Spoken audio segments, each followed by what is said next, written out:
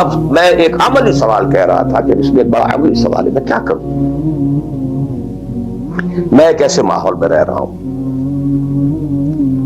جس میں اللہ کا دین غالب نہیں ہے۔ میں نماز پڑھ رہا ہوں، روزہ رکھ رہا ہوں، میں شراب نہیں پیتا، میں سور نہیں کھاتا، چلو میں نے اپنا اکاؤنٹ جو ہے بینک میں جو ہے کرنٹ اکاؤنٹ رکھا ہوا ہے، میں نے کوئی سود نہیں لیا، میں سود لینا چاہتا ہوں، کیا کروں؟ اکیلا چنا پہاڑ کو تو نہیں پھوڑ سکتا، پورا نظام تو میرے بدلنے سے نہیں بدل جائے گا، تو میں تو رہا پھر 40%، 50%، 60%، 70% کافر کا کافر۔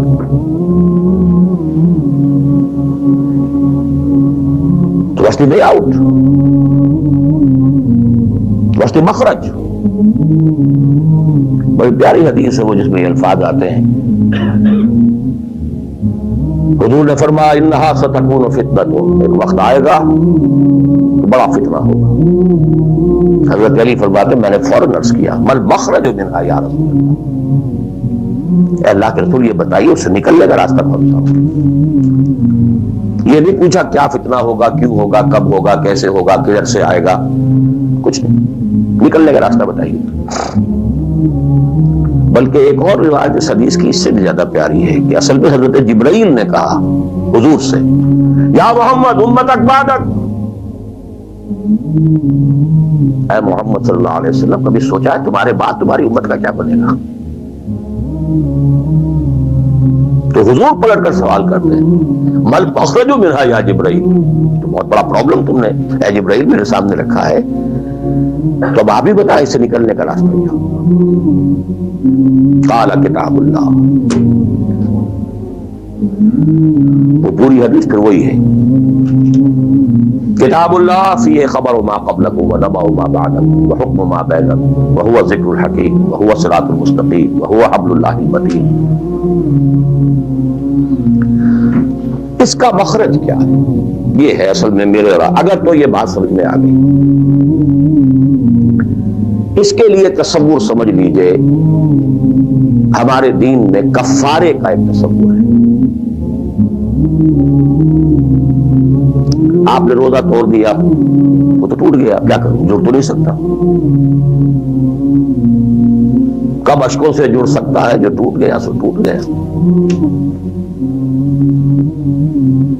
موتی ہو کہ شیشہ جام کے مل، جو ٹوٹ گیا سو ٹوٹ گیا۔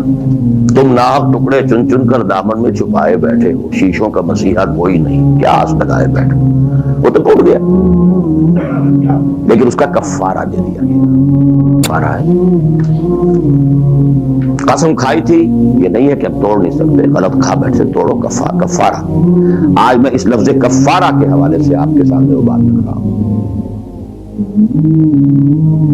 اب مجھے اللہ نے پیدا کر دیا اس دور میں، کسی کو ہندوستان میں پیدا کیا، کسی کو انگلستان میں کیا ہے، کسی کو امریکہ میں کیا ہے، کسی کو پاکستان میں کیا ہے، کچھ کو پاکستان پہنچا دیا ہے چاہے زبردستی چاہے اپنی مرضی سے، کسی کو یہاں پہنچا دیا ہے چاہے کسی بھی نیت اور کسی بھی ارادے سے، لیکن اب ہیں کہیں ہیں، کیا کریں؟ کوئی کفارہ ہونا چاہیے، کوئی مخرج ہونا چاہیے، بس یہی کفارہ ہے۔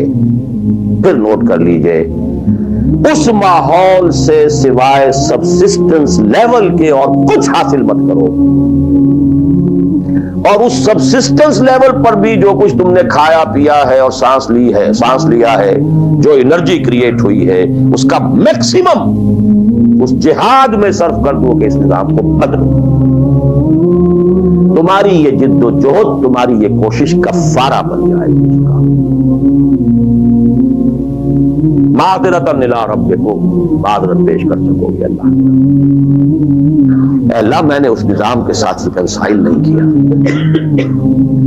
اے اللہ میں نے اپنی توانائیوں اور اپنی محنتوں سے نہ اپنے لیے کوئی جاگیر بنائی نہ اپنے لیے جائیداد بنائی، اے اللہ میں کوئی دولت چھوڑ کر نہیں مرا، اے اللہ میں نے اپنے بچوں کو بھی اسی کام کے لیے لگا دیا تھا، میں نے ان کی دنیا سے بڑھ کر ان کی عاقبت کی فکر کی ہے، نہیں کر سکا، آگے کچھ نہیں ہو سکا تو میں بے بس ہوں۔ حضرت نوح بھی تو بے بس تھے، کیا کر گئے؟